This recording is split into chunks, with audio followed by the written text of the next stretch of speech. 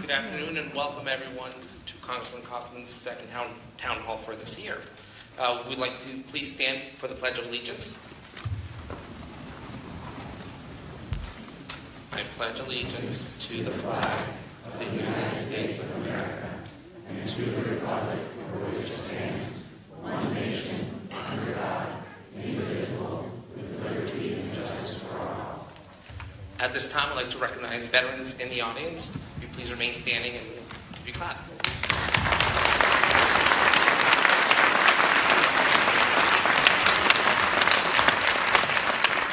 Thank you for your service.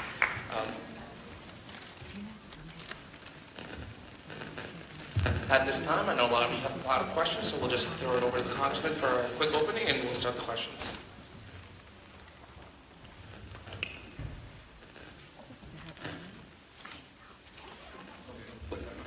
Yes. Oh, I'm sorry. We cast thousands of votes a year, so if you ask a question and I don't readily know the answer, what we'll do is we'll get it up on our website. I'll have a chance to go back and look it up and get it up on our website, and so hopefully we'll be able to have it up tomorrow. But if not, definitely by Thursday we'll have it up. So just Coffman, was it? Coffman and House.gov. Okay, let's go. All right. Well, I'm just going to call three numbers. If you make your way to a microphone, we have one in the back of the aisle here and one on that side as well. The first number is 732-9718 and 732-4687.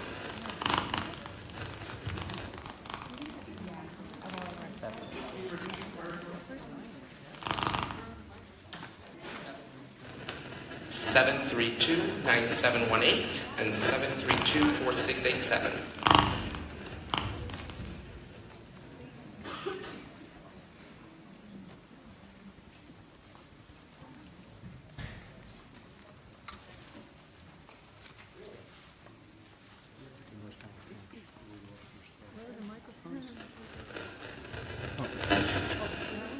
At this time, we'll go to 732-9692.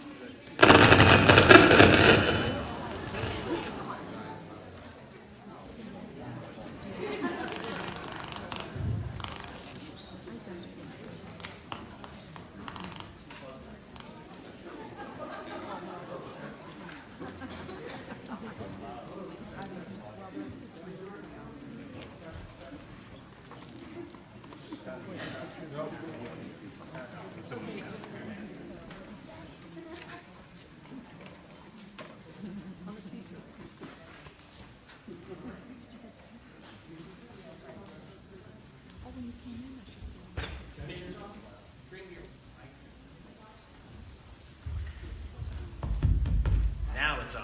Ah, there we go. Test? Okay, we're good. Thank you. Sorry about that. Hi, Congressman Coffman. I guess my question is, I'm sorry, I didn't really expect to be able to ask a question.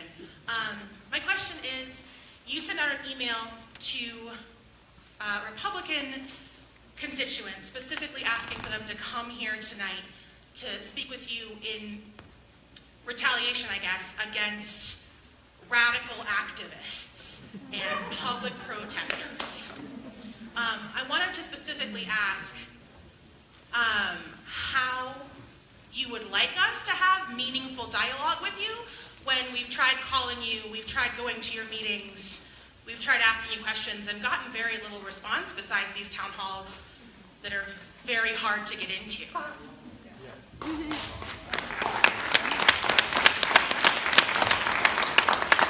Well, that email, that did not come up from me. I mean, that came from, I believe it was from the Arapahoe Republican Party, but it did not come from me. It did not come from my office. I welcome everybody here and look forward to everybody. This is a great opportunity for me. It's a great opportunity for you to have an exchange. And so, do you have a question? How do you expect us to have meaningful dialogue with you? Well, I think we're here to have a meaningful dialogue.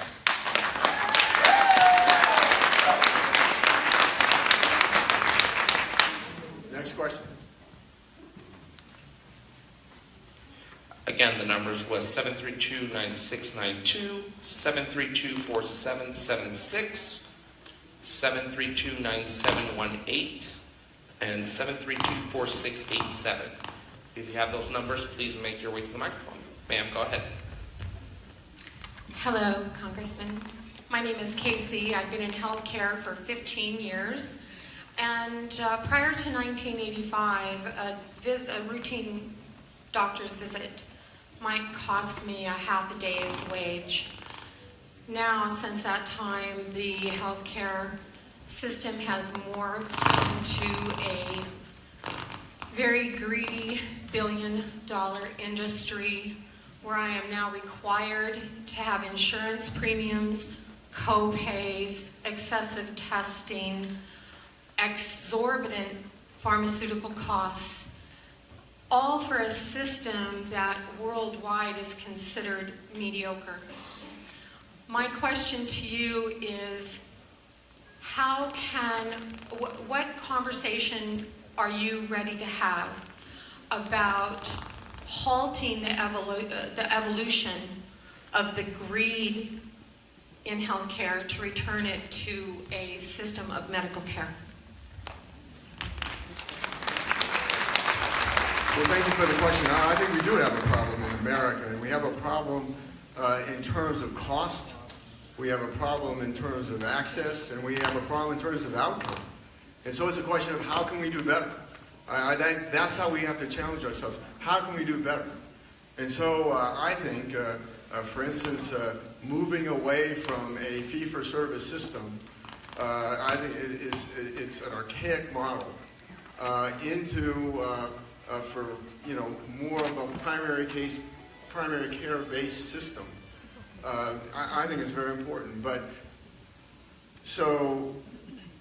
where we are right now is I do think. Well, let me just say this: a group of Republicans and Democrats have come together in Washington, and we worked last week on about 40 of us in the House on 5 principles we can agree on to help stabilize the individual market. I think that though the individuals who have to buy their own health insurance, that don't have government, that don't have an employer-based plan, those are the ones that I think are paying the toughest price right now, particularly that aren't eligible for any income-adjusted subsidies. And so the question is I mean, how can we lower the cost and broaden access to health insurance and access to health care?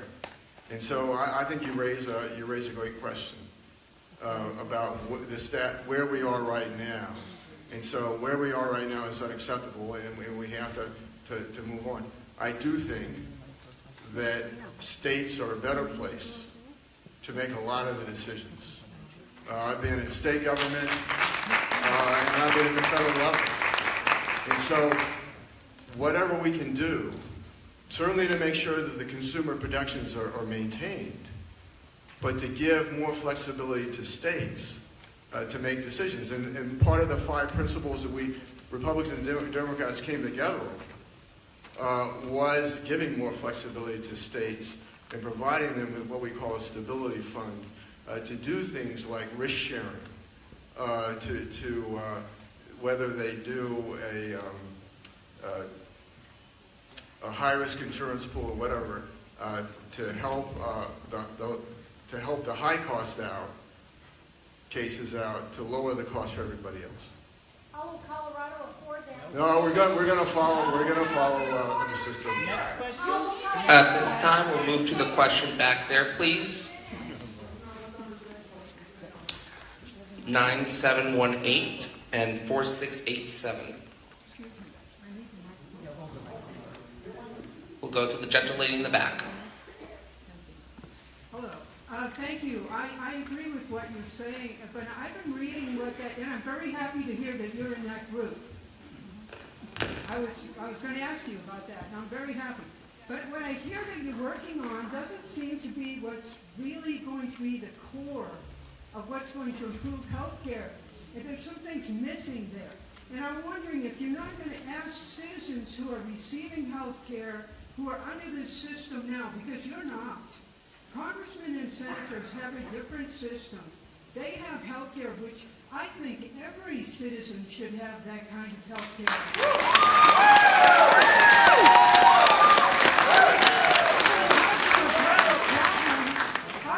I'm serious about this. How do you address a problem when you don't know what it feels like? You don't know what's happening? Well, I think that's a very good point. And that Congress should never impose laws, rules, and regulations upon the American people that it refuses to impose upon itself. So when it did pass, I dropped out of the congressional plan and I went on my own to Connect for Colorado and bought my own plan. And so, no, I did. That's not true. And so now I have government insurance for having served over 20 years in the military. And so that's a policy I have. I don't have a congressional plan. But what happened is when I changed over, and so yes, are members of Congress required to buy their insurance through an exchange? Yes, but it's highly subsidized. And so I went as an individual without the subsidy. So my premium at that time, before my TRICARE kicked in, was $600. In the congressional plan, which is actually the same plan for all federal employees. In Connect for Colorado, the plan I bought was $600, about $600 premium. The difference was in the deductibles and the copays. So the deductible and the federal plan at that time was $300. In the Affordable Care Plan, or under Connect for Colorado, it was up to $4,500. I was responsible for 100%, and from $4,500 to $6,200, I was responsible for 40%. That's okay for me, but that's not okay for so many middle-class Americans who would get no income-adjusted subsidies in the plan. And so I just think we can do better. We can do better. Okay, well, let me walk you through the legislation I'm writing right now. And so the first thing I do is that on the Medicaid piece, so I break it up into three different parts. The Medicaid piece, and then the taxes for outward income should not be done in the health care bill. They should be done in tax reform. And then health insurance, I think, at the end of the day, could be done on a bipartisan basis. But Medicaid, so Medicaid expansion, what the Affordable Care Act promised was that we would have lower cost, we would have more people insured in private insurance at a lower cost, and that didn't happen. What did happen was we had expanded coverage, but it was through the Medicaid expansion program. And the Medicaid expansion program differs from traditional Medicaid. Traditional Medicaid is for low-income children, for seniors in nursing homes, and for disabled. In this state. So traditional Medicaid. So I think there was a big mistake that the Republicans made initially, that my party made initially. And that was including traditional Medicaid in the bill. Traditional Medicaid was never a part of the Affordable Care Act. And so what I do is I leave it out of the bill and just address Medicaid expansion. So traditional Medicaid is about 50-50 split. 50% federal in terms of cost, 50% state, administered by the state. So the reimbursement levels are made by the state for providers. What I think is wrong is that it started out at 100% and then it levels out in 2020 to 90% federal, 10% state. It needs to go down, be phased down to 50-50, just like every other traditional Medicaid program. We shouldn't be paying 50% for a disabled child and 90% for an able-bodied individual without dependent children. I mean, we shouldn't be doing that. We should not be doing that. And so So what I do is I can phase that in. And then what I also think should happen, just like every other, I think that people should be in this program. There ought to be a work requirement. You ought to either be looking for a job, or in a job training program.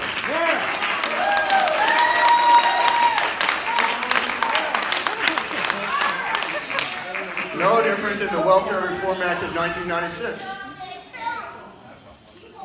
And I also think that it either ought to be, states could choose between a block grant or capitated for that population to move it off from a fee-for-service system. Can be adjusted by medical inflation plus 1%. Let me do Tabor, but then we got to get some other questions. I believe there's no question Colorado has a problem. You know, I support the Taxpayers' Bill of Rights, but it does have a flaw in it that has to be fixed. And the flaw is this. The flaw is that whenever there's a decline in the economy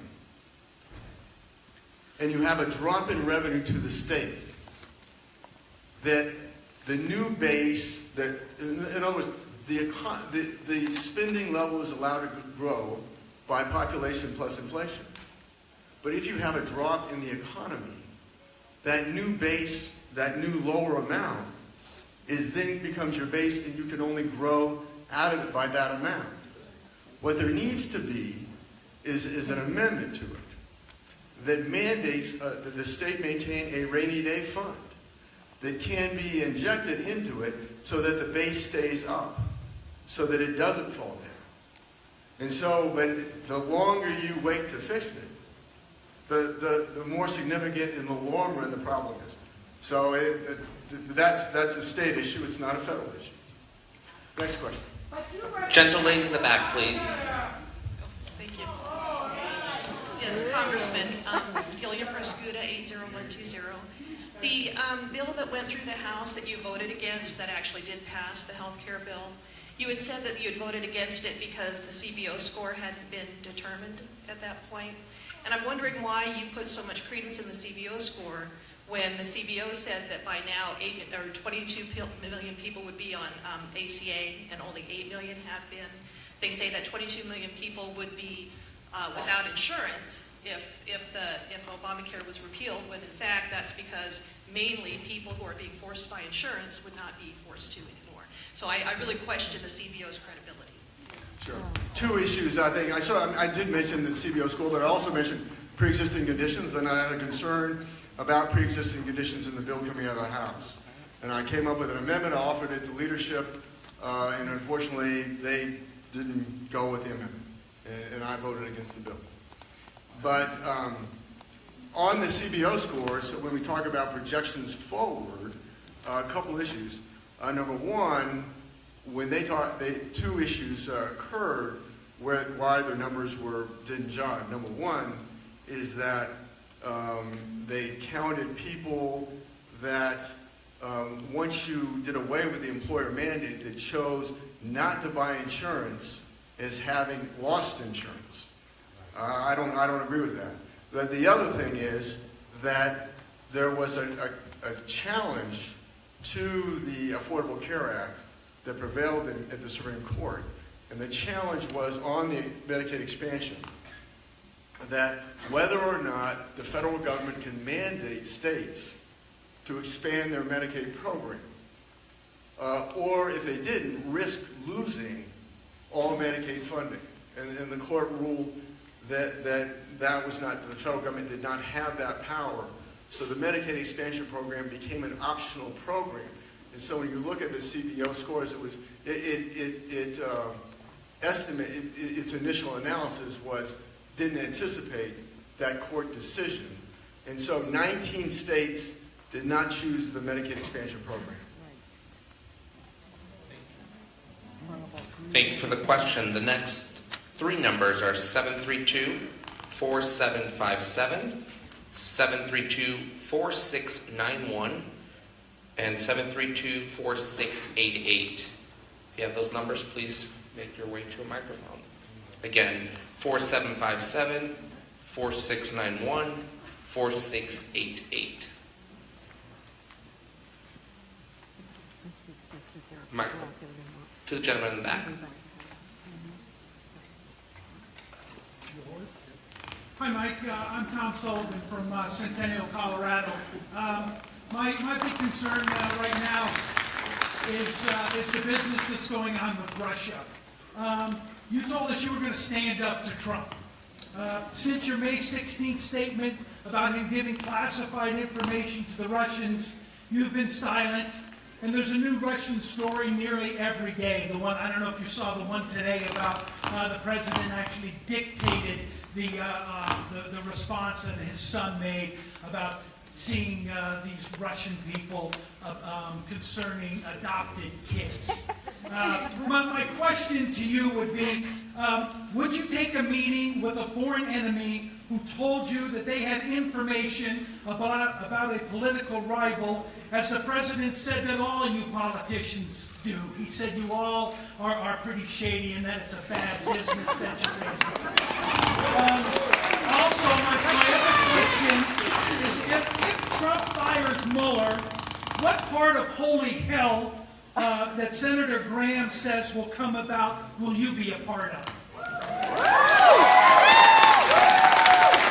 Well, I think it would be a terrible mistake for him to fire Mueller. And so, you must have missed this, or maybe you're out of the country, but in Russia, I don't know, but what I did say early on was that there ought to be an independent counsel. And that happened. And I think that's the appropriate place to do the investigation, and not this circus of congressional committees, where I think the most dangerous place in Washington, D.C. is between one of these members of Congress on these committees and a TV camera. And so I think the independent counsel, Mueller's going to get down to the bottom of it, but I think it'd be a disaster if the president were to fire him. We certainly urge him not to. I did meet with the Russian ambassador, though. Yes, but you didn't answer. But it was over, unfortunately, we are missing a person who went to climb, a police officer from Littleton. And he went to climb in a mountain in Russia, and we lost him. And couldn't find him. And so I met with the Russian ambassador at the embassy in Washington, D.C. to ask for his help, ask for Russia's help. But it was not political collusion. I hope not. That was awful. Again, ladies and gentlemen, please, we have a lot of questions to get to this evening. But why can't he answer the Next question, the gentleman in the back. What did he say? To the gentleman in the back. And can you please give me your number before you ask?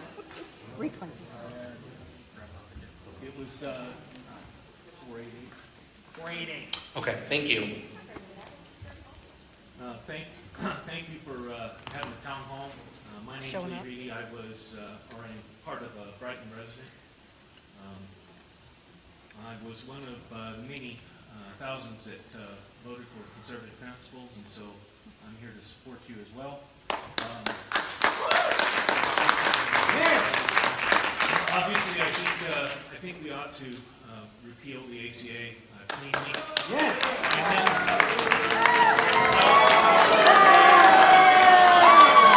Ladies and gentlemen, please let us be respectful so that when your question is asked, it can be heard. Sir, go. I also think that beg your pardon. So I also think that we should, after doing that, have a one bill, one vote kind of setup where we're not trying to cram everything into a single bill. Yeah, what's your question? Will you support such a legislative process that will limit the bill to a single issue, as opposed to multiple issues that try to be omnibus about everything? Well, so the question was that, would I agree to, and they have this in the state of Colorado, a single subject bill.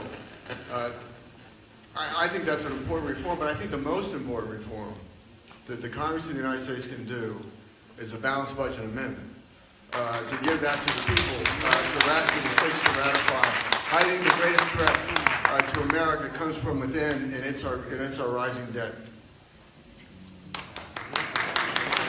Thank you.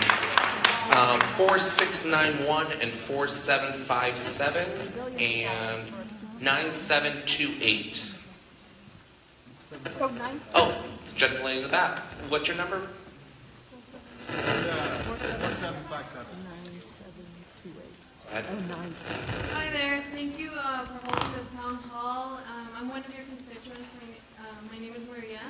My question is on the holdback that was introduced by Representative Gutierrez. It's something that I'm sorry. On the what? What was that? The what?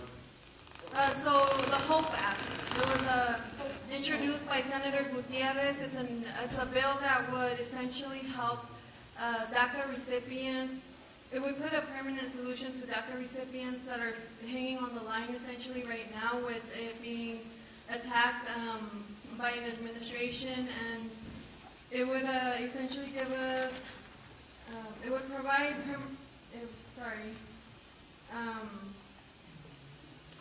it would just help thousands of immigrants. And I wanted to put out there that I am a DACA and I am one of your constituents, and I'm just wondering if you would be for or against a bill that would essentially help us out and give us a permanent solution, help us essentially, eventually, and hopefully achieve the American dream of becoming citizens instead of a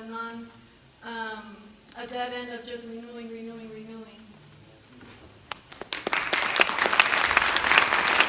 So I clearly think, I don't think there's any question that we need to secure our border and we need to have enforceable immigration laws.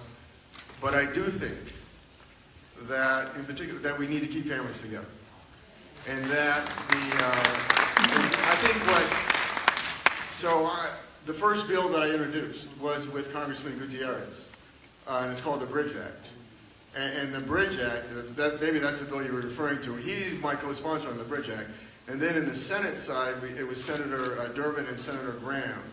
So bipartisan, House and Senate, early January. And so what that does is it takes the executive order that created DACA and puts it into permanent law for a 3-year period to give Congress the opportunity then to decide what to do. But I think it's important to give certainty to the young people that are here, that are going to school, and that are working. I had an interesting thing occur about 3 years ago when I had a young lady who graduated at her top of her class from Aurora Public Schools and came to me and wanted to go to the United States Naval Academy. And she had all the right credentials. I mean, she was in sports, she was great grades, great ACT scores. Just one problem as we were going into this, and that is her parents took her to the United States from Mexico when she was a year old. When she was 1 year old. She has no knowledge of Mexico. This is the only country she's ever known. And so I think she ought to be able to serve this country and to have a path to citizenship from it. Now, there's no question. So here's what I think ought to occur on the immigration issues. That I think there ought to be, so I have a conservative vision on where we ought to go, but I think we need a transition period that would allow people that haven't violated laws other than immigration laws to come out of the shadows and be able to work and live in this country without fear of deportation. And I think we need to move to a system. I think I did vote for the wall thing, this $1.5 million. I think it's important to secure our border. I think we need to have an e-verify system. Yeah. Going forward, I think we need to track all these visa overstays. I think we need to do all those things. But we need a transition. And that transition that I mentioned to you that will allow these people to come out of the shadows. But going forward, I think we need zero tolerance on illegal immigration. Next number, ladies and gentlemen, is 4691, 9728, and 4773. Again, 4773-9728. Gentleman in the back, what's the number? 4697. Hi, Representative Coffman. My name's Melissa Benjamin. You know me as the relentless home care worker that reaches out to you all the time. I have asked for a meeting with you with the other home care workers. Still haven't gotten to that. Hopefully someday we do. Again, I provide home care services paid for by Medicaid to our elders and to people with disabilities. One of the elders I take care of during this whole cut Medicaid snafu that just went on, the repeal bill, when I walked into her home, she said, "They're trying to kill us." And she was very upset, and I asked her who, and she pointed to the TV, and Speaker Paul Ryan was on there, and she was talking about the gutting of Medicaid. I don't think a 93-year-old woman should have to fear her life like that.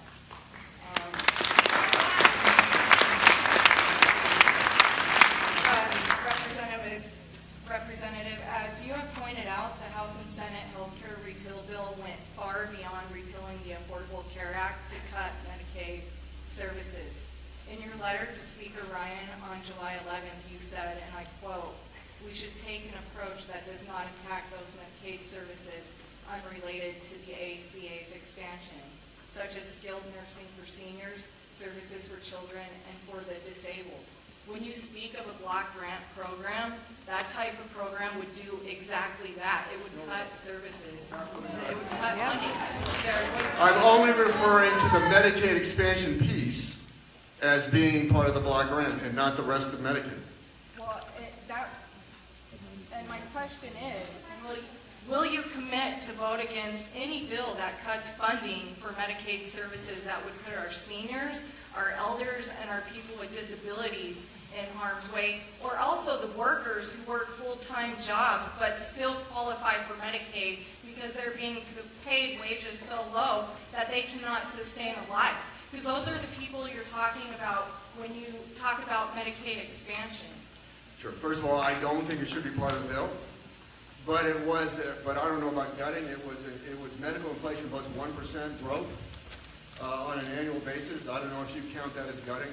I just don't think it should be in the bill, because I do think that this administration, through CMS, can make changes to incrementally to improve the system, to look at lowering costs and improving outcomes. And so I think it's unnecessary to have that which is not a part of was never part of the Affordable Care Act in this bill. Very clear in the letter on that. Thank you. The gentleman in the back, would you have your number, please? 9728. Good evening, Congressman. My name is Dwayne Smith. I work at Children's Hospital, Colorado. We provide world-class pediatric health care, regardless of a child's race, religion, immigration status, creed, or color. I would invite you to come to our campus and see the great work that's being done in preventing injuries, making kids healthier, saving lives. I'd also like to see you spend more time in the community visiting our campus and the University of Colorado Health System, Children's Hospital of Colorado, federally qualified health centers, school-based health centers, and other community-based locations where health care is delivered that is not always a part of what you're asking in these bills. My question to you is,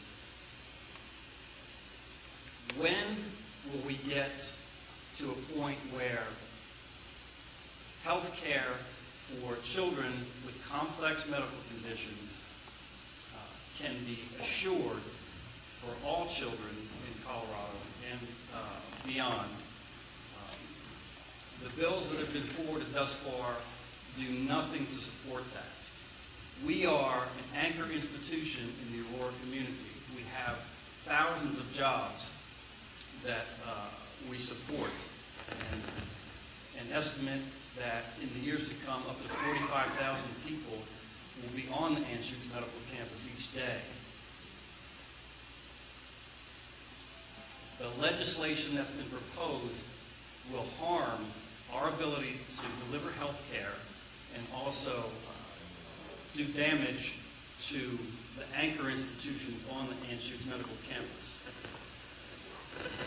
Thanks. Well, first of all, I've gone through every single program, visited on the Anschutz campus. And a couple months ago, I was at the Children's Hospital, and I've got a meeting this month again, at Children's Hospital. So I'm not sure. I'm sorry, we never ran into each other, but maybe I've been there about as much as you have. No, I'm just kidding. I'm just kidding. That's not. I appreciate your work there. In fact, Bill Lindsay, who's on the board of Children's, he helped me on looking at the bill coming out of the House and the pre-existing conditions issue, and I appreciate his experience as well as his dedication to Children's Hospital. But let me just say what is extraordinary happening, I think, out in the community when it comes to health care, and that is these what we call federally approved community health clinics. Federally qualified, sorry. Federally qualified community health clinics. And there are two in this town alone. One dedicated to women, the Salud Clinic, and then there's two. The new one is just strictly dedicated to women, and the other one that's been here for a while. But they've got tremendous, and then in Aurora, we have another system that's based there, and that is called MCPN, Metro Community Provider Network. And these systems are just dramatic, federally funded. They come up for reauthorization at the end of September. I'm a big supporter. They serve the uninsured and the underinsured on a sliding scale basis, offer incredible primary care services and some specialty care services. And the CHIP program will come up. Children's Health Insurance Plan will come up for reauthorization at the end of September too, and I'm certainly going to support that. Thank you. The next number is 4773, followed by 4764 and 4686. If you have those numbers, please make yourself to the microphone, and we'll go to the gentleman in the back. 4773. Good evening, Mr. Coffman. Thank you very much for meeting with us tonight. My name is Noah Tonk, and I'm a resident of Aurora, one of your constituents, and a principal in Denver Public Schools.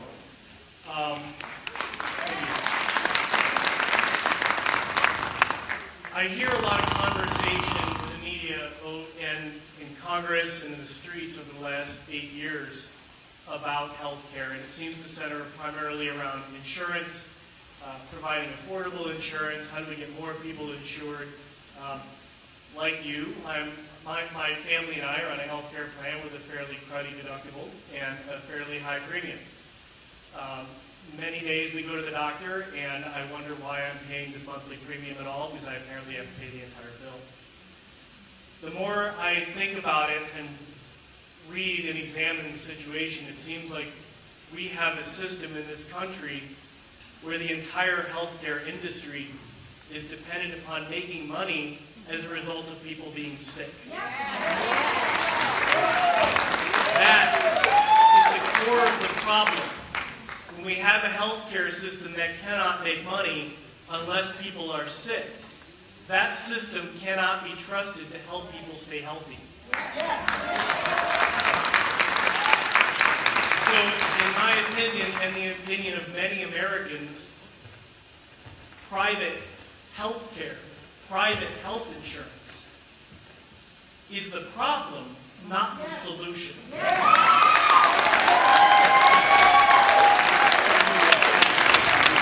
my question to you is, what will you do to end that rather than continue to maintain this funding for a patchwork of insurance across our states? First, I thought you were talking about, except for, first of all, thank you so much for your dedication to teaching. My sister just retired from Littleton Public Schools. But that problem that you mentioned, in terms of not rewarding outcomes in terms of managing care is, I think, throughout the entire system. I mean, look at the Medicaid system. I mean, that's in the Medicaid system too. We've got to change it. You know, where, for instance, I mean, where they have a medical home, where there's maybe a physician that's paid a flat amount per patient to keep them out of the hospital. So it's a problem in the American healthcare system, not just in private or public, but I think it's a problem throughout. Thank you. Perfect. We got question 686 is the ticket. Yes. Ladies and gentlemen, would you please be respectful to the gentle lady's question in the back? We're going to ask this question right here. Yes, my name is Pat Reedy. I'm from Brighton, not too far away from here. My question is, back in the 9/12 March, I was there in Washington, D.C., requesting that basically you quit spending money on things we can't afford. Our debt is totally out of control, totally out of control, and it's not getting any better, and it's not projected to get any better. When are we going to work on cutting spending to things that don't need to be the government's responsibility to spend? I mean, if the government is buying something for the military and stuff like that, airplanes, whatever, or if they are buying things to do their job, that's one thing. But to spend money on things that they can request money through donations. My husband and I save 10% of our income, and we donate it to charities that we believe in. I believe Planned Parenthood should be something that if you believe in abortion, the murder of children, then you donate to the Planned Parenthood. Thank you so much. The question was, what can we do to control spending? Well, there's not taxpayer funding for abortion. Thank you. But I think we have to challenge ourselves, and that's why, first of all, I believe that there's got to be a balanced budget constitutionally to restrain, to make the hard decisions.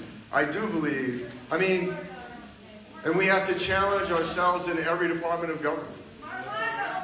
And so, on the Armed Services Committee, one of the things I think we need to do is shift capability from the active duty component to the Guard and Reserve at a much lesser cost, and looking at the size of our active component.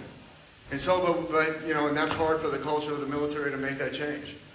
So it's certainly something that I'm working on. And challenge ourselves in procurement. These, you know, moving to fixed cost procurement in terms of weapon systems,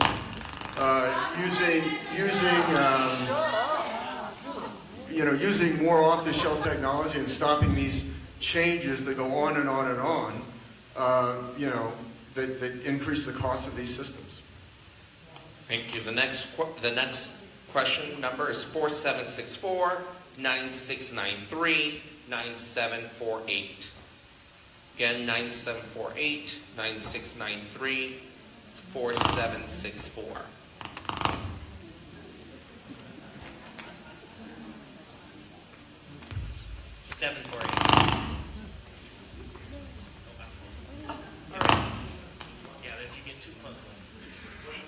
Hello there, Representative Coffman. I live in Northwest Aurora, and I have seen you out in the community a lot. I see you talking to our immigrants and representing them. I know that you have worked on learning Spanish, and I really appreciate that. There we go. You've shown yourself on the ground here to be representing those constituents who are new to this country. And I know you also believe that immigrants are the economic engine, right?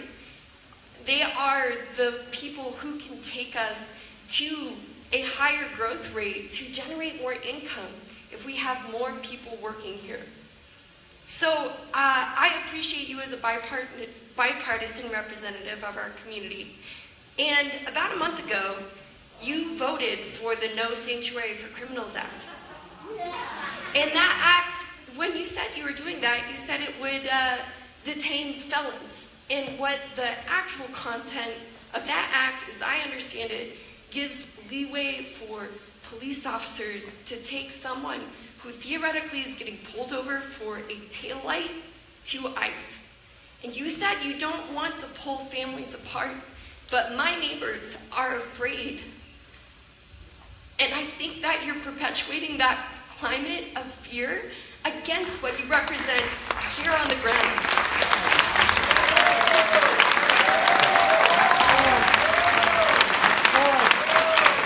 Denver has gone out of its way not to cooperate with ICE on known violent criminals. 2 citizens, one outside of Denver in this district, and the other one in Denver, were recently killed by individuals that ICE had asked for. That's right. That Denver decided not to turn over. That's wrong. That is wrong. We need immigration reform. But immigrants who have a violent record have no place here. That's right.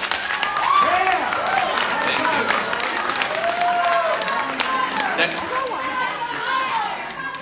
Again, ladies and gentlemen, the numbers are 9748, 9693, 4764. Yes, ma'am. 9748, 9693, 4764. The next numbers are 4697, 4787. 4697, 4787. Next number is 732, 4745. There you go. 4787? Give him help. Yep. Go ahead, sir. Congressman, thank you so much for your time and your effort and your service to our country. There are a lot of issues. There's lots of issues I would love to discuss with you. A lot of these people here want free health care for everybody. They want open borders. They want open borders. That's right. And Making shit up. That's what I call it.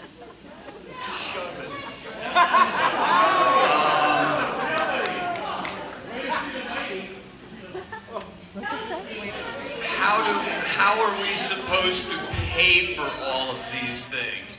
How are we supposed to pay for all the health care for everybody? Ladies and gentlemen, please let the gentleman ask the question. You know, here's my situation is that socialism depends on rich people and capitalism depends on smart people. So, ladies and gentlemen, the question is, Congressman, and I do thank you for your time. How are we supposed, what is the feeling in the House of how we're supposed to just pay for all of this?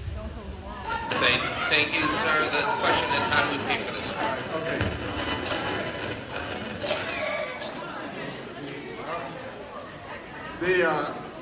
There's no question that I'm very concerned about our debt situation. And let me tell you, I hope we can get the economy's moving at, I think, 2.6% growth, which is a lot better. But I think it can do better than that. And we've got to get tax reform done. And I believe that tax reform can stimulate this economy and move even further. And in doing so, we can have hopefully more revenue to begin paying down this debt. Yeah, we all know. We'll go to the gentleman in the back. Can I please have your number? 4745. Thank you. Go ahead.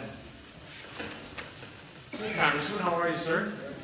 I have a question, even though I've been in healthcare for 31 years and I'm a consultant currently for the state Medicaid office. I want to ask about Korea. I heard today that they now have an ICBM that will reach Chicago. as well past Hawaii and Denver coming from that direction. If you were Secretary of State or even President, what should we be doing about the threat from Korea right now? I think the fundamental, it's such a volatile situation because the fact that North Korea has now gained that intercontinental ballistic missile capability. They're not yet where they can weaponize that missile, but they're probably not that far from it. They're continuing to make progress. And so, obviously, very concerned about it. I think China is the answer for North Korea, to put pressure on China because China is the lifeline for North Korea. And so I think that, and the president has to do it through trade, I think. And certainly sanction those Chinese companies that are doing, at a minimum, that are doing business with North Korea. But without China, North Korea would simply collapse. Take out the little guy. Thank you. The gentleman in the back. What's the number? 9693. Okay. Okay, first of all, Congressman, thank you for your service to this country in and out of uniform. My question is, the Department of Veterans Affairs opened a whistleblower office in the past couple of months. I'm wondering if you thought that was a good idea and if there needs to be more done about the whistleblowers and protecting them. Let me say that the situation with the VA is certainly better now than it was, but it's got a long ways to go. And protecting whistleblowers, those men and women who are in the VA, who have the courage to step forward and to expose some of the fraud and the corruption that goes on there. I think it's so vital that we protect them. I think in the past, the only people who got punished, it seems, were whistleblowers. But I want to say, working with Dr. Shulkin on the Veterans Committee is just a night-and-day change from its predecessor. Working with his predecessor under the Obama administration, it was always we'll cover up, we'll conceal, and now we're trying to reform. That's right. The next number we have still out there is 9748 and 4764. 4738.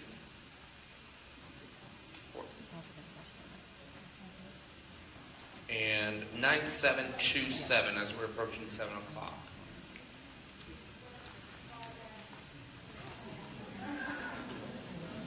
Gentle lady in the back, may I have your number, please? 4738. All right. Thank you, Congressman, and for your service to this country. My concern is this country promised those who were not citizens who fought for us in Afghanistan and everywhere else, that would be a path for citizenship for them.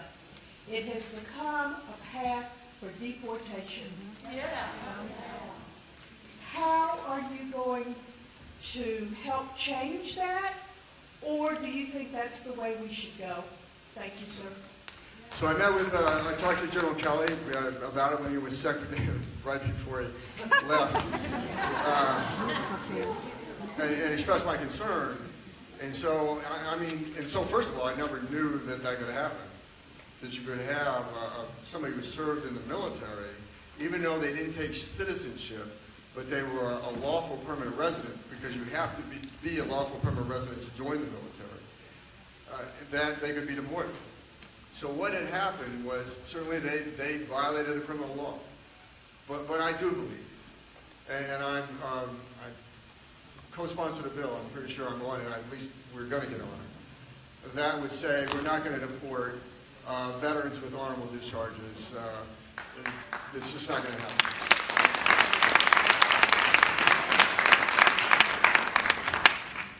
(9727) and 9748 and 4764.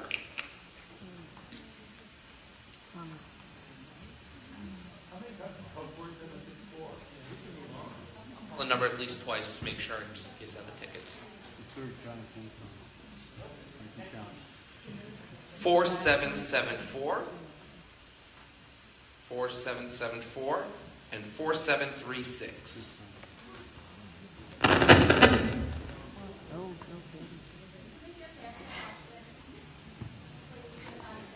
We're sticking with the rules, ma'am.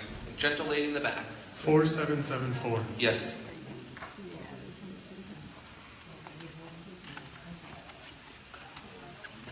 A while back, I asked a young man what he thought should happen to people who were sick and who could not afford health insurance.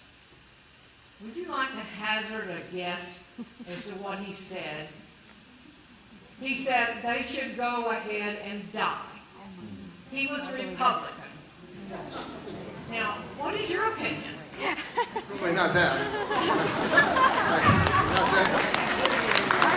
If he ever said that. What is it? Well, I'm not saying that, and I've never said that. We'll go ahead and move to the next question. 4710. Thank you. And we'll do 9705. How's that for meaningful dialogue?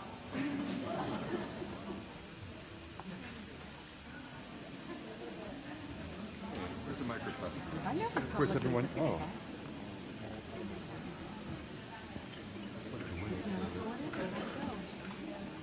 That's the plan. 4710. Congressman Coffman, thank you for being here. Appreciate the opportunity to express views and ask questions. I think we've all heard reports that congressmen like you spend upwards of 6 hours a day soliciting funds from high-volume donors, perhaps not anyone here in this room. My question is, really, it appears that money is playing an oversized role in our government these days. And my question for you is, do you have any plans that change that give folks in this room more of a voice? Make it so that folks in this room don't speak some call to action.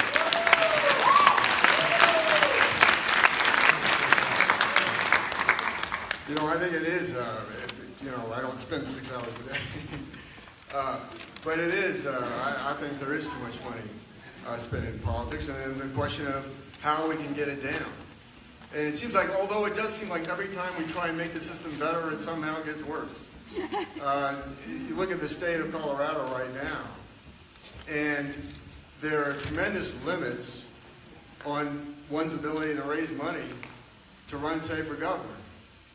But if you're a wealthy person, you can spend unlimited amounts of money for running for that office. And so, how do you protect the right for free speech, but have equality to where everybody has a voice?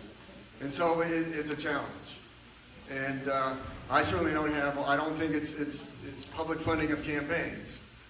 I think transparency has got to be the most important thing in terms of that people need to know where those contributions come from. It seems like we have more money now spent outside of campaigns than inside of campaigns, and we don't control the voice. I know that there's a group that's a bipartisan group that's meeting, they're talking about campaign finance reform. I went to one of their meetings. I'm looking at their points, but I haven't decided about whether or not they'd be effective in making changes. All right, I got 9705. I'm so nervous. I think for me, Mike, I appreciate you opening your doors and letting us talk. I think that what has happened is the divide has become so great in our country that we've forgotten that we're all together and we really absolutely should be working together. I think that it's not important anymore if you're Democrat or Republican. It's what's best for the union of our country. And I think we got to start having conversations about that. And we've got to start doing what's best for this country. So one of the questions I do have is Citizens United. Why can't you put forth a bill in the Congress to get rid of Citizens United? The money that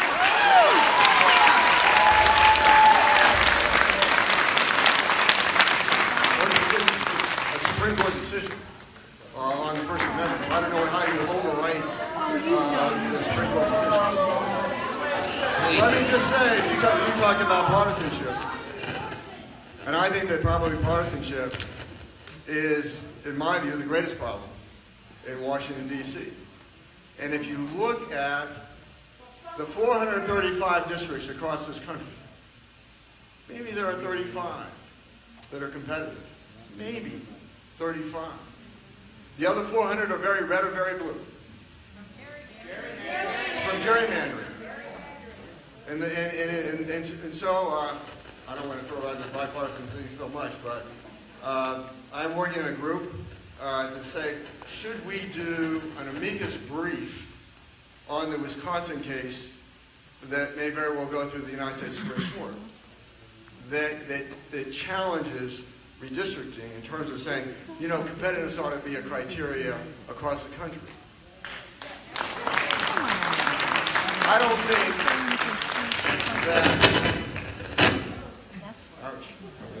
think that compromise is a pejorative. I think you're advancing your agenda just slower, but I don't know how you can govern without ever compromising.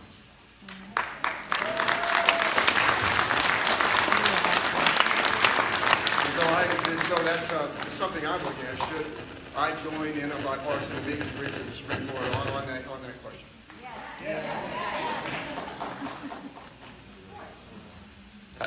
Thank you so much. At this time, that puts us about 7:05, a little bit past that. But okay, we'll take a few more questions. Thank you.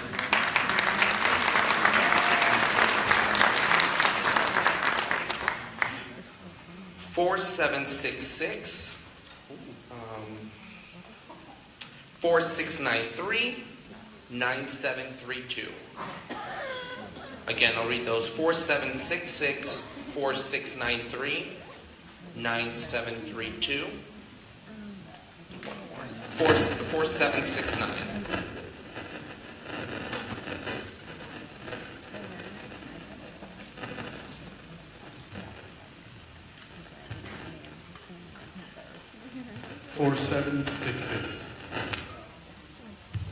Congressman, I don't think anybody here is expecting free health care. That's the first thing I want to get.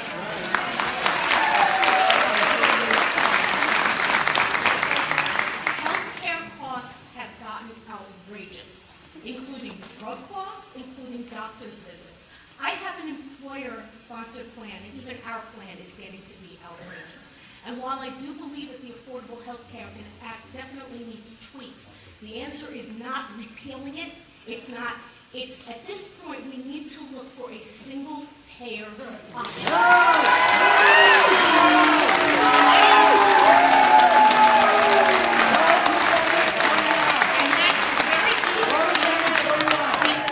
I'm willing to pay more in taxes and not pay it through my employer and get health care for everybody. Health care is a right. Yes!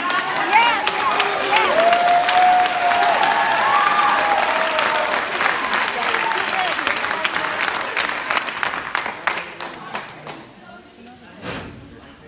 In America right now, given the laws we have, health care is a right. Health insurance is not a right. If you...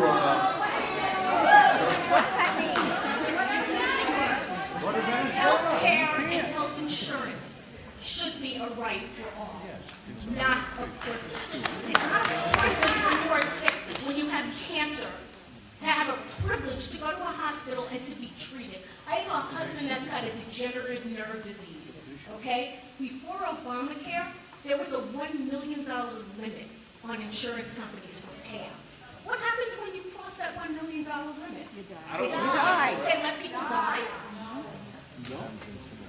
You know what? Thank you to the gentleman. Certainly, I support maintaining the consumer protections. Here's what, in my view, is wrong with the Affordable Care Act when it comes to the exchanges in the individual market. And that is that, first of all, the requirement for continuous coverage, there are simply too many loopholes where people can game the system and only come in when they absolutely need care. Well, that's adverse selection. That doesn't work. The second issue is I think that there are other ways to do it. In Colorado, we had, before the Affordable Care Act overrode it, I think we were in the right direction. We had a high-risk insurance pool where we had a tax on all insurance products. And when I was state treasurer, it got down for people that had pre-existing conditions and couldn't get insurance, it got down to 140% of the average premium cost.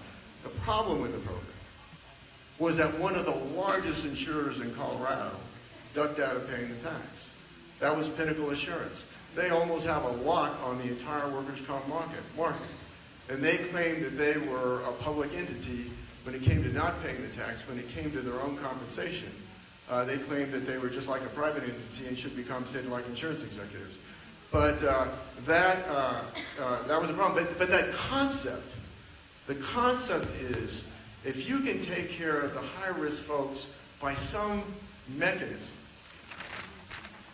then you can have choice, lower cost, and easier access for everybody else. And so I think the system will work a lot better. Thank you. Next question to the gentleman in the back. 4693. Thank you. Thank you, Congressman Coffman. Simplify. Appreciate your service. Being one of the last questions, a lot of this has been covered. However, being in the House of Representatives, we have the power of the purse, and we're a bunch of spoiled kids in here, and I think we've heard a lot of that tonight and seen a lot of T-shirts accordingly. We're all...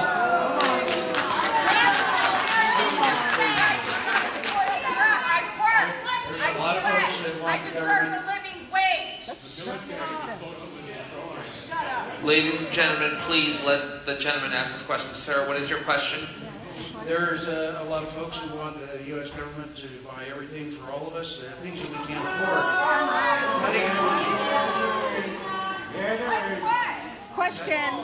Cutting anything will cause some group to scream. Ladies and gentlemen, please let the gentleman ask his question. Let us be respectful. Sir, what is your question? Cutting anything will cause some group to scream, but what is your plan for getting spending under control? What a douche. The question is, what about getting spending under control? You know, I think we've done, on the discretionary budget, I think we've done pretty good, with the exception that there's been a plus-up of defense. What I am concerned about is, I mean, when it comes to getting spending under control, a lot of it is health care. But I think that there are some things on the horizon that could dramatically bring down the cost of health care and improve the quality. I think when you, the Anschutz campus was mentioned, and there's research on the Anschutz campus on stem cell regenerative medicine. And so when you think about seniors and you think about orthopedic issues, that on the horizon, you know, there are less invasive procedures with much better outcomes at a lower cost. And so if we can focus on some of these issues, like Alzheimer's, and I supported the 21st Century Cures Act, that are big cost, we can affect spending without compromising the quality of care. And if you look at things like Medicare, in particular, I think that there are a lot of opportunities to bring down costs through that research. And yes, the 21st Century Cures Act that plussed up spending for the NIH for research had bipartisan support and was signed by the president. The outstanding numbers are 4769, 9732. 9732. Gentle lady in the back. Hi, Congressman Coffman. My name's Teresa. I live in Aurora, 80015. I wanted to talk to you today about birth control. And before I ask my question, I just want to throw out a couple of facts. I know you're a real big fan of these federally approved healthcare centers. And just want you to know that they can only serve 320 contraceptive patients versus 2,950 at Planned Parenthood here in Colorado. And also 25% of these federally qualified healthcare centers offer same-day contraception implant versus 81% of Planned Parenthood. So just food for thought the next time defunding Planned Parenthood comes up, because we can all agree that unintended pregnancies and unwanted pregnancies are something that we want to avoid.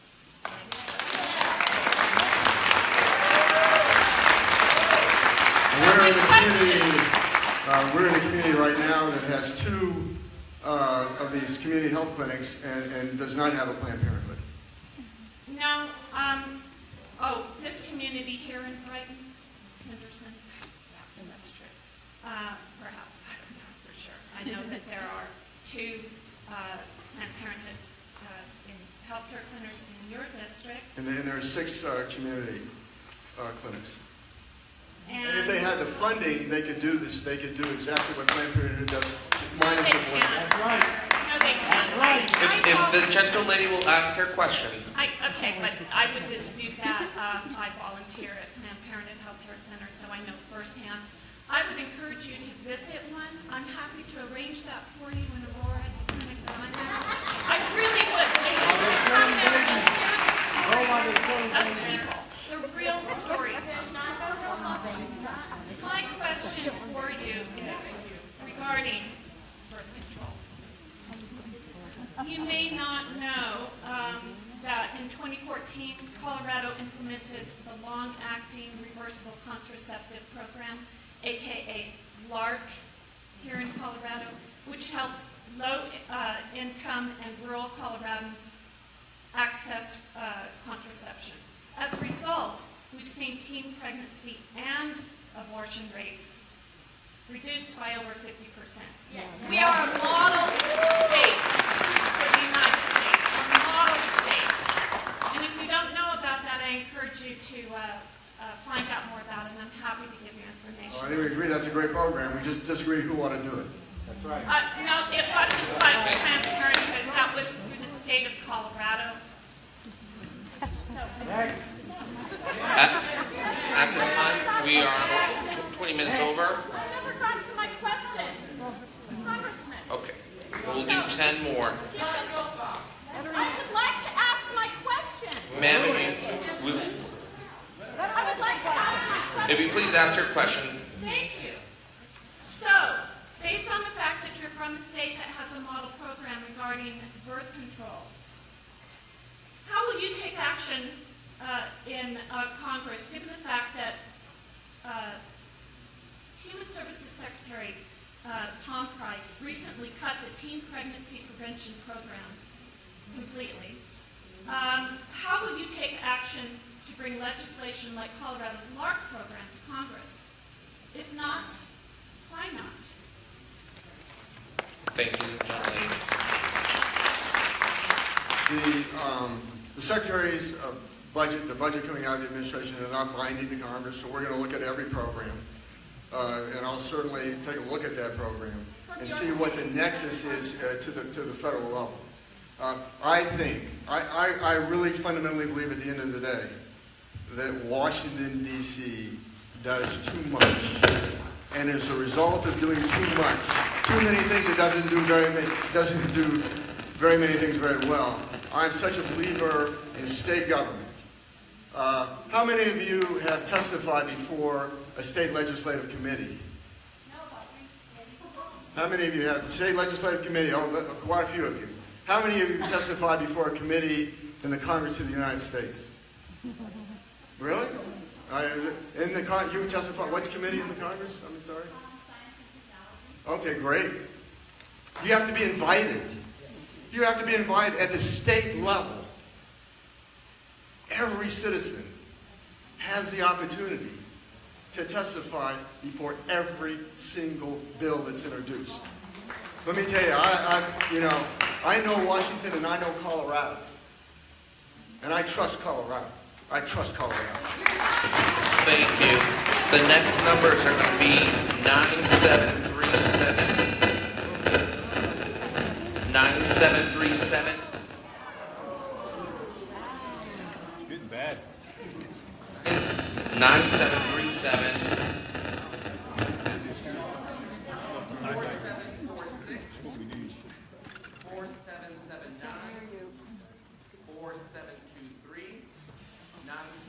I can't hear you. I have 4769. Oh, okay. Hi, thank you for coming tonight. I appreciate that. I have one comment, which is that I hope that your committee of 30 that's working together on health care is not made up of just white men. That's my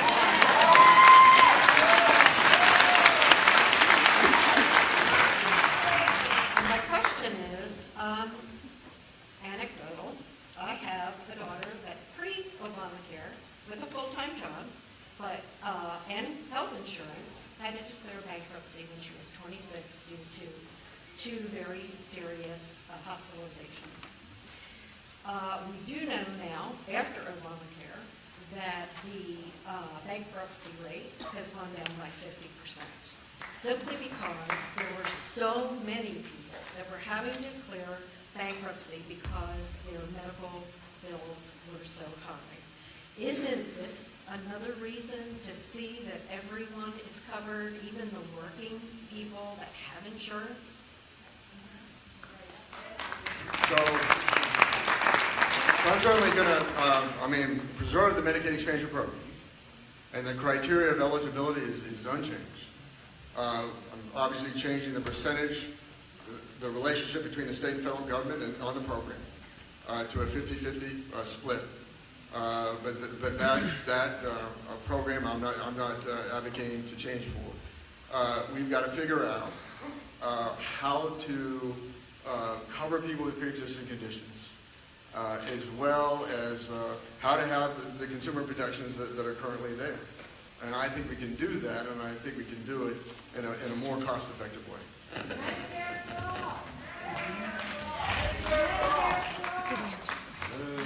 4779. Hi. First of all, I'd like to thank you for your service to this country. And, well, there's an issue that I've been noticing more and more in recent years. It's that political parties have been dismissing scandals and corruption and people that are willing to get things done for the party.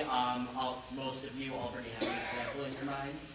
And I'm just wondering what you will do to help combat this issue.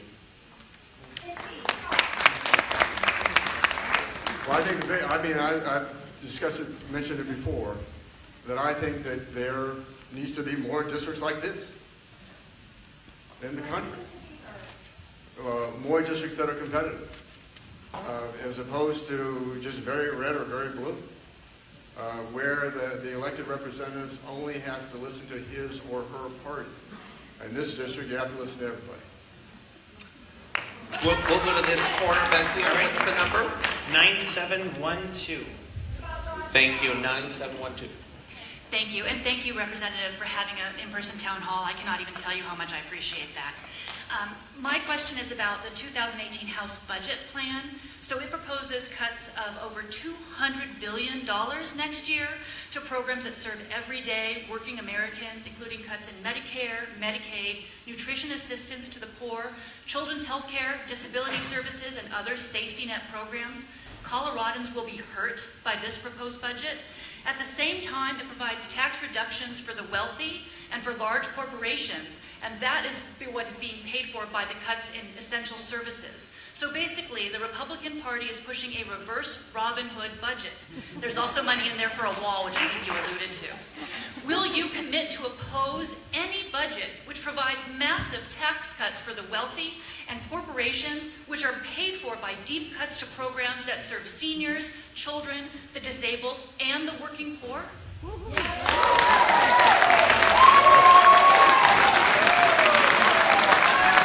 not studying the budget yet. It's the first year of the budget that's important. Because what the first year of the budget does is it sets a top line in terms of spending for different programs. When you get to the rest is aspirational and non-binding. But it's that first year that's important. We've already voted on some appropriations bills.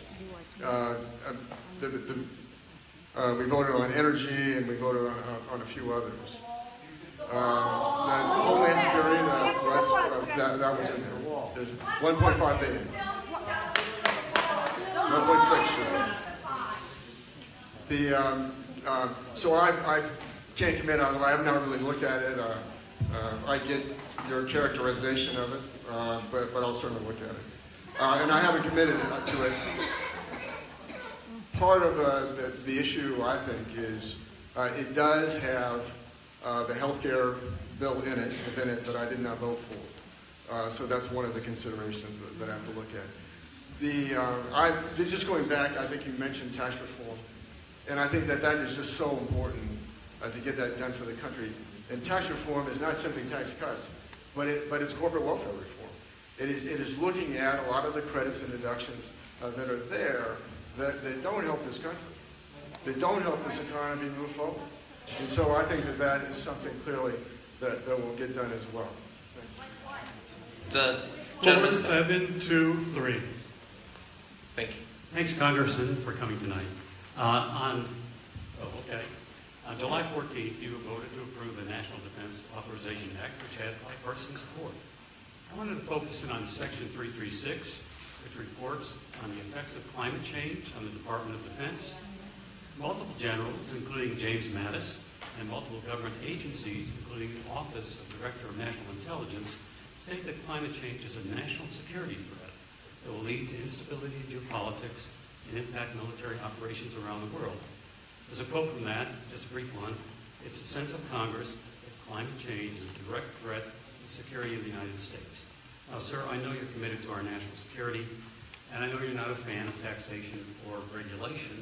You recently voted to repeal or delay efforts on ozone and energy, waste and emissions and so forth from energy companies.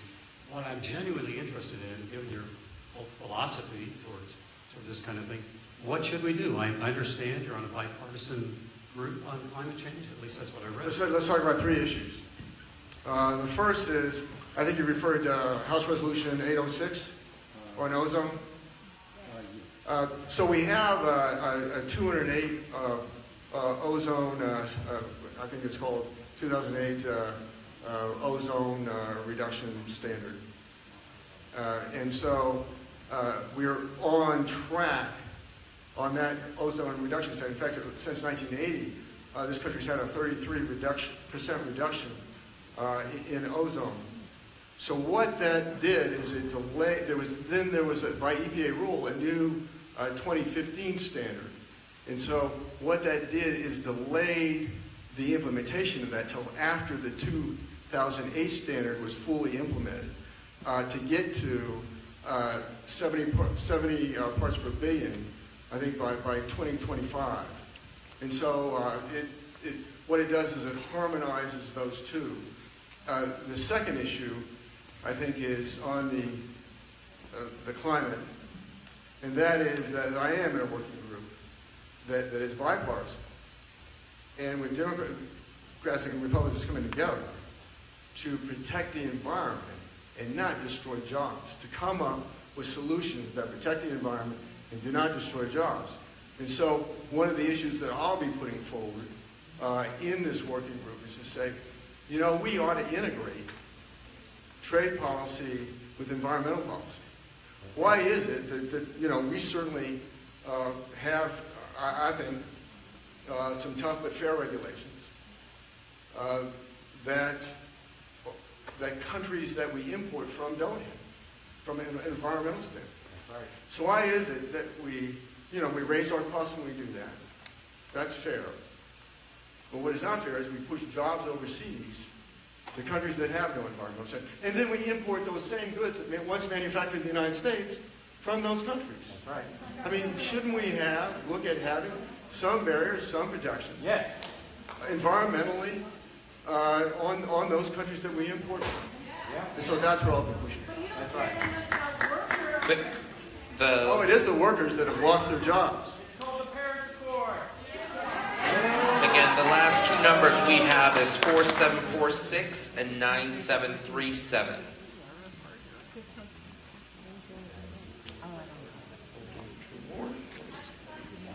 (4727), 4727, 9734.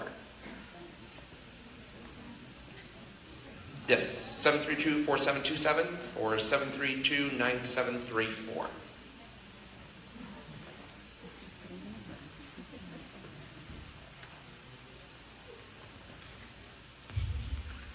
Okay. Hi, Mr. Coffman. Thank you for coming. I appreciate your time. The majority of Americans do not want ACA repealed, so why can't we just find the money to pay back the insurance companies and the pharmaceutical companies that pay for re-election campaigns? For example, Cory Gardner received $151,850 for his campaign contributions for the Senate drafting Trump's bill. Mitch McConnell, $433,400. These are just a few of the gentlemen that were drafting the bill in private. Those are just a few examples. Now I hear that the bill is coming through that's trying to take $400 billion from critical safety net programs, including Medicaid and Social Security, that the newly unveiled budget has revealed. I am an adopted mom with special needs kids over the age of 55, and you're going to take a lot away from these kids. And I don't have any more room for foster care, so you guys better figure out what you're going to do with Planned Parenthood. Because it's over, guys. The world's going to end.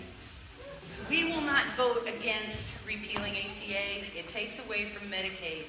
Lower the taxes for the rich, hurts people over the age of 50, doesn't have pre-existing condition clause, or if they try to put the caps on the diseases such as cancer, they won't fight for the poorest of people in Colorado. And they have to be heard in the new bill. No money. Not sure what the question is, but the one thing that shared payments that go to provide for the income-adjusted subsidies, particularly on the deductible side, are going to have to continue until we transition away to a new system. You know, if this is like moving an aircraft carrier, and I think, and it takes a lot to turn it around, and so I just don't think that when we talk about replacing this system that we're going to be able to do it overnight, and it's going to take time. I want to. One last question. One last question. Thank you. I've got 737. Hello, I'm Michael Lentz. I'm a recent transplant from the Western Slope. I live in Centennial. Now, I'm not familiar too much with this district. I come from Scott Tipton's district. So I don't know very much about you, Representative Coffman. But what would be your one legislative priority? What's the thing that you would want to accomplish the most?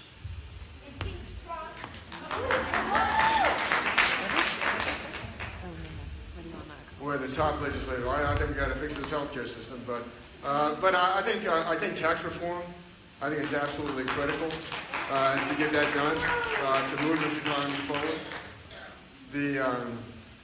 But in terms of legislation, well, I will introduce a bill, but probably if it is picked up on healthcare, it probably won't be by me, but it could be. It could be. But I just want to put the idea out there, and the idea that I outlined today to you about how to deal with Medicaid expansion. The taxes for upper end should not be part of a healthcare debate. That ought, if that's considered, it ought to be in tax care. it ought to be in tax reform. And then I mentioned, I think we, on a bipartisan basis, could do the health insurance component part of the Affordable Care Act. But one of the bills I'm most proud about that I've introduced that will come to a vote soon, relates to my experience in the military, and it concerns those people that were discharged with other than honorable discharges. That today they have no access to mental health care. And so, for combat veterans, I believe they need, when we were losing 20 a day in suicide, they need We'd like to thank everyone for coming here tonight. For those joining us at home through Facebook Live, feel free to leave your question there. If you're here and you didn't get a chance to answer your question, please send your comments or questions through Facebook. We'll try to get to them. And also on Twitter at Rep. Mike Coffman. Thank you so much, everyone.